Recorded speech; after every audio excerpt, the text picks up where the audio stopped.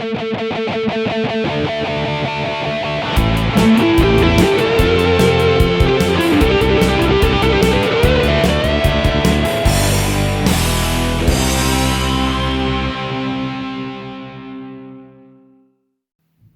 welcome to a new episode of Geek Lunch Me. I'm your host Chris. As usual, thought I'd make just a quick episode today because we have some exciting Monsterverse news. If you like the video, don't forget, hit the thumbs up, helps us out a great deal because the video is seen by a lot more people. And if you're not already subscribed, well, smash that subscribe button.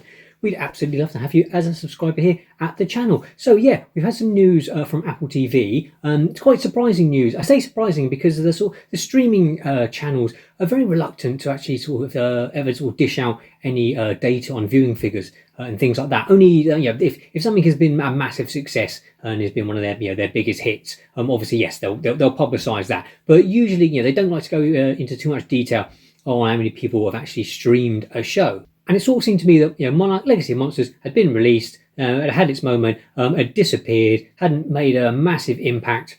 And with a lot of these streaming services, if you haven't heard sort of within the first fortnight of a new show coming out, if you haven't heard that it's been renewed for a second season, especially with Netflix, they do that a lot. They base a lot of their figures on the first 2 weeks of a show. And if it's not getting the views they expect within those 2 weeks, it just gets cancelled. So the fact that Monarch had sort of finished a few months ago and we've heard nothing since, I just assumed that, that probably had run its course and we weren't going to get any more. But no, instead they have said it's been renewed for season 2. And not only that, it's getting some spin-offs, not just one spin-off, but a couple. I'll read you their statement in full. It says, Monarch Legacy of Monsters has left an indelible imprint on the hearts, minds and imaginations of audiences around the world, led by the brilliance of Chris, Matt, Kurt, Wyatt and the incredibly gifted, talented cast and creative team, said Morgan Wandel, Head of International Development for Apple TV. We couldn't be more excited for viewers to not only have the chance to experience even more thrills in Season 2, but to embark on epic new adventures in the franchise as we expand Legendary's Monsterverse. So it seems that the viewing figures were obviously high enough for Apple to go over Season 2, and the fact that Godzilla Kong, The New Empire is doing far better than expected at the box office. I think this weekend it should break the $400,000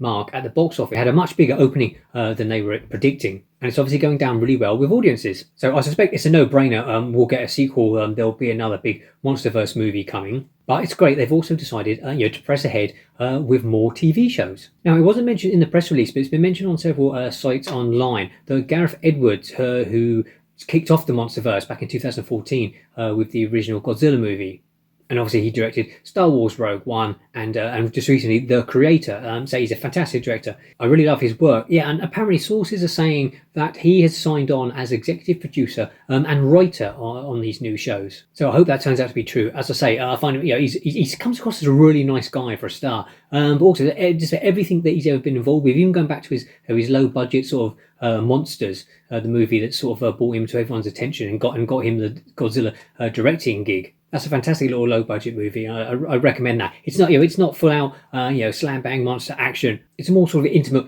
portrayal of people just trying to live in a world where giant monsters exist. We don't get any dates. I would suspect we won't see anything possibly until October next year, so 2025. That will put it pretty much sort of 2 years since Monarch Season 1 premiered. I can't foresee that we will get anything earlier than that. And so to the spin-offs, what different series are we going to get? One idea I had, I think that might be possible, is obviously where Season 1 we had Monarch back in the past. We had the storyline of how Monarch was formed against the modern day story. You could split that off completely and do a completely different show of Monarch, back in the old days. But I wonder, has that storyline run its course? There probably is some stories there that could be told, and I do like that old storyline. I thought it was one of the best parts of Monarch Season 1.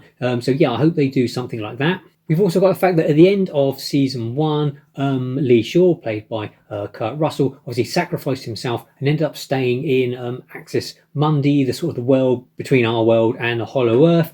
You don't see him die, and it's usual in all these things. If you don't see a body, they're never really dead. They could tell the story of him and what he gets up to in Axis Mundi, and then trying to return back to our world. But I also wonder whether or not that would be a main focus of the storyline in actual Monarch Legacy of Monsters Season 2. Season 1 we had the story of the missing father and the search for him, so maybe the search for Lee Shaw and trying to bring him back could form the story for Season 2. There's also the fact that Season 1 ended in 2017, I think just prior to Godzilla King of the Monsters. So you could have Monarch Season 2 carry on that storyline.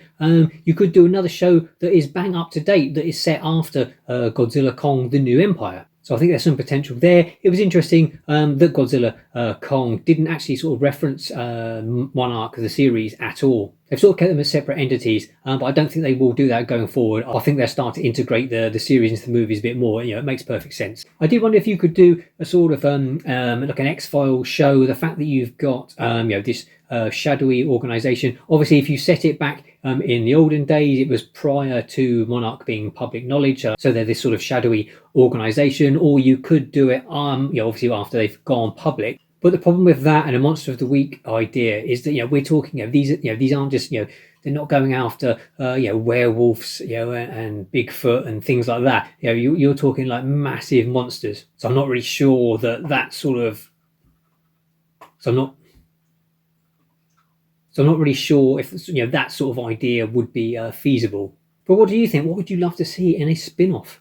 Obviously, one of the complaints about season 1 of Monarch was that it needed more monster action. Obviously, Apple chuck a large amount of money at these things, but putting Titans on the screen costs a large amount of money. So I wasn't really surprised that we didn't get that much monster action. But who knows? Maybe going forward we get some more kaiju battles. So yeah, let me know what you think. Are you excited for Monarch season 2? What do you want to see in a spin-off? Let me know in the comments below. Always good to read your comments. Always try to respond to as many as possible.